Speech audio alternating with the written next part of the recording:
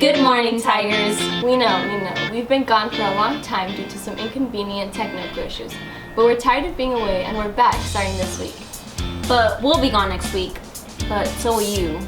So remember, Tigers, that a 9 straight day Thanksgiving break begins once the bell rings to go home today. With that in mind, let's head to Miscas and Diego for some Thanksgiving history. Thanks, Alexis. Today we're going to share a little history lesson with you about the turkey we've come to know and love around Thanksgiving time. When the Europeans began settling in the Americas in the 1500s, many plants and animals were sent back to Europe to show royal families what types of creatures inhabited the Americas. Among the animals sent to the European courts by the Spanish was a chicken-like bird that the Aztecs called the huexolati. The huexolati had already been domesticated by Aztecs and many Native American civilizations for centuries, but the bird was nevertheless unimpressive.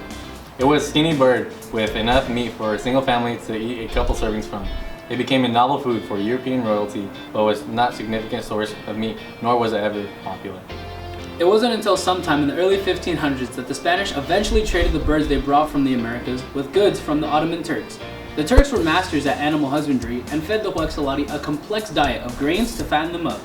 It was in the Turkish Empire that the huexolati went from a skinny bird to the plump bird we're more familiar with today. The term turkey was first used to describe the bird in England in 1541, after the birds were traded to English by, you guessed it, the Turks. It was the English who then sent the fattened huexolati, now called turkeys, to English settlers at Jamestown and Plymouth in the early 1600s to supply them with large, flightless birds to raise for food. After a successful harvest season in 1621 and the Plymouth colony, thanks to assistance and guidance from the nearby Wampanoag tribe, the first harvest celebration was held.